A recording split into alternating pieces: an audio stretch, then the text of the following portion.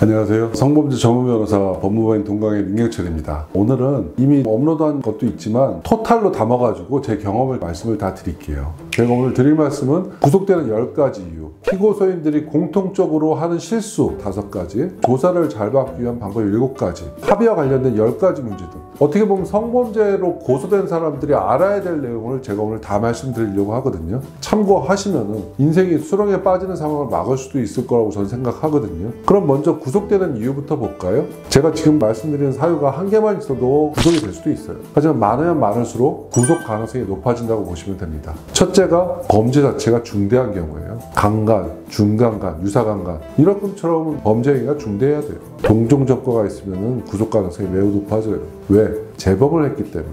세 번째는 뭘까요? 범행을 부인하지만 증거에서 혐의가 인정되는 경우 구속 가능성이 높아져요. 왜? 반성 안 한다고 판단하기 때문에 그런 거예요. 네 번째, 합의만 되면은 구속 가능성은 많이 희석돼요. 아주 중죄 아니면은 합의되면 구속하지는 않아요. 그리고 합의 대신 공탁이라는 게 있을 수 있거든요. 근데 공탁이 합의만큼의 효력이 없어요. 5번째로 보는 게 주거가 일정한지 여부를 봐요. 주민등록지에 안 산다거나 외국으로 출국할 가능성이 있는 경우에는 구속 가능성이 높아져요. 6번째로는 반성하는 태도를 많이 고려를 해요. 말로만 반성하는 것 같은데 실질적으로 변명하고 있는 경우. 범행 이후에 카톡이나 인스타에 막 여행 가는 모습 사진 찍어 올려놓고 이러는 거는 바보짓이에요. 피해자가 보고 얼마나 열받겠어요. 이거 재판부에 내면은 굉장히 중요한 구속사유로 작용할 수 있어요. 7번째는 뭘까요? 2차 가해가 우려가 있다고 보면 구속할 수도 있어요. 피해자한테 연락을 한다든가 찾아간다든가 합의를 계속 요청하고 그러면 구속될 수도 있어요. 8번째는 피해자가 지속적으로 엄벌을 요청하는 경우, 계속 진단서를 제출하든가 엄벌 탄원서를 낸다든가 이러면 구속 가능성이 높아진다고 보시면 돼요. 9번째는 뭘까요? 증거를 인멸했을 경우 구속 가능성이 높아져요. 휴대폰을 버린다든가 휴대폰의 내용을 삭제하다든가 참고인한테 허위로 지원해 줄 것을 요청한 것이 나중에 수사에서 드러나면 구속 가능성이 높아져요. 10번째, 조사받으면서 태도가 불용한 경우는 구속 가능성이 높아지는 사유라고 보시면 돼요. 왜? 반성하지 않고 재범할 가능성이 높다고 할 수 있기 때문이에요. 또 제가 억울한 사람들을 위해서 참고했으면 하는 내용으로 책을 2권을 냈거든요. 이런 거 참고해 보시고 다음으로는 고소된 이후에 사람들이 어떤 실수를 하는지 한번 말씀드려 볼까요? 가장 첫 번째 많이 하는 실수가 뭘까요? 현재 상황을 판단을 잘 못하는 실수를 해요. 지금이 유리한지 불리한지 이거는 객관적으로 판단해야 하거든요. 자기가 유리한지 불리한지 상황을 판단 안 하고 목표를 정하면은 그 결과는 다 본인이 져야 돼요. 상황을 잘 판단을 못하니까 잘못된 목표를 설정해요. 상황에 대한 판단이 안 되고 무조건 억울하다고만 주장하니까 나중에 중한 결과를 날 수도 있어요. 세 번째는 뭐가 있을까요? 목표에 반하는 행동들을 해요. 나는 잘못 안 해서 무혐의 주장해야 되는데 상대방이 잘못 인정하고 사과하라니까 사과하면은 상대방이 고소 안 할까 싶어서 사과하고 잘못을 인정하는 취지로 카톡 보내고 목표하고 반하는 행동들이 있기 때문에 목표를 달성할 수가 없어요.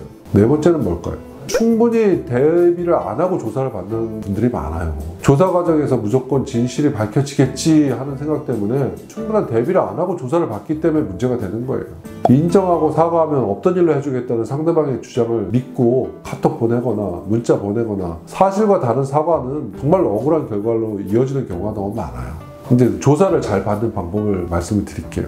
그럼 첫 번째, 수사기관이 알아서 진실을 밝혀줄 거라는 기대를 버리세요. 그분들도 수사해서 진실을 밝히고자 하는데 그분들이 생각하는 진실이라는 것은 진실로 보이는 것을 진실로 본다는 거지 반드시 진실이 규명되지는 않아요. 두 번째는 정보 공개를 해서 상대방이 고소장에 뭘 주장하는지를 확인해야 돼요. 그냥 짐작만 하고 조사받으시면 안 돼요. 세 번째는 나한테 유리한 증거가 뭐가 있는지 불리한 증거가 뭐가 있는지 그런 것들을 확인을 해보셔야죠. 다 대비하고 조사를 받으셔야죠. 네 번째는 혐의를 인정할지 여부 및 목표를 정하고 조사를 받으시는 게 좋아요. 혐의를 부인하다가 구속이나 실형으로 이어질 가능성이 많기 때문에 안 돼요. 부인할 거면 깨끗이 부인하고 인정할 거는 깔끔하게 인정해야지 왔다 갔다 하는 게 가장 안 좋은 조사예요.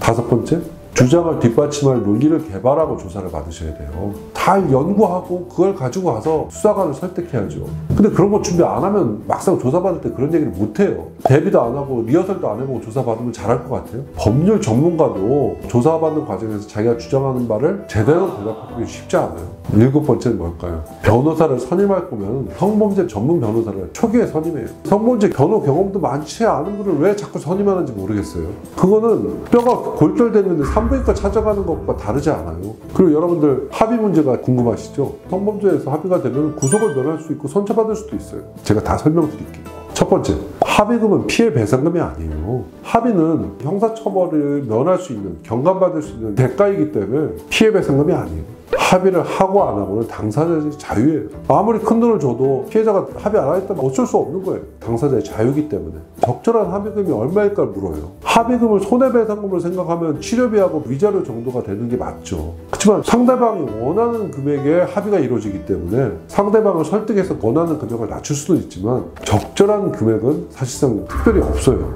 피해자의 입장에서 먼저 생각해봐라. 피해자의 분노 심리를 극복할 정도의 금액이 되어야 합의가 되지 않겠어요? 피해자의 입장에서 먼저 생각해보고 합의금을 산정하셔야 돼요. 피해자의 분노 감정을 누그러뜨리지 않으면 합의가 안 이루어져요. 사과하고 진심으로 반성하는 모습을 보여서 상대방의 분노 감정을 어느 정도 누그러뜨릴 수 있어야 합의도 되는 거지. 본인은 해결될 거라고 생각하는 거는 착각일 수 있어요. 어느 정도까지는 내가 쓸 수 있겠다. 이 금액을 산정해 놓고 합의를 진행해야 되겠죠. 그래서 피해자가 생각하는 것과 가해자가 줄 수 있는 능력의 교차점이 형성이 돼야 합의금이 이루어지는 거예요. 근데 가해자가 쓸 수 있는 합의금이 크면 클수록 합의는 이루어질 가능성이 높겠죠. 100만 원보다는 1000만 원이, 1000만 원보다는 1억 원이 합의가 될 가능성이 훨씬 높아요. 합의가 잘 안 되는 경우도 있어요. 피해자나 피해자의 가족분들이 감정이 극도로 손상된 경우에는 합의가 안 돼요. 그리고 합의는 빨리 할수록 좋아요. 수사 단계에서 하면은 기소유예를 받을 수도 있거든요. 근데 합의가 안 돼서 재판으로 넘어오면 기소유예를 받을 수가 없어요. 시기를 놓치면은 좀 더 유리한 처분을 받을 수 있는 기회를 놓치는 것과 똑같기 때문에 합의는 가급적 빠를수록 좋다는 것을 말씀드릴게요. 지금까지 개괄적으로 다 말씀드렸죠. 근데 제일 중요한 거는 이 합의든 조사든 구속을 면하려면은 정확한 상황 진단을 먼저 받으셔야 된다는 거예요. 지금 상황이 본인에게 얼마나 유리한 상황인지 불리한 상황인지 객관적으로 정확하게 판단하는 것이 모든 근거가 되는 거예요. 잘못한 사람도 마찬가지고 억울한 사람도 마찬가지예요. 불리하다면 유리한 상황으로 바꿀 수 있는 방법은 없는지 그 판단이 서야 모든 게 가능한 거라고. 아래 번호로 전화 주시면은 제가 직접 충분한 시간을 갖고 상담해 드릴 거거든요. 선임 안 해도 돼요. 제가 해결 방안 드릴 수 있으니까요. 저를 찾으시는 분들에게 도움이 되기 위해서 진심을 다해서 최선을 다하겠습니다. 이 영상이 여러분들한테 도움이 됐으면 좋겠어요. 다음에 또 좋은 내용 가지고 찾아뵙겠습니다. 감사합니다.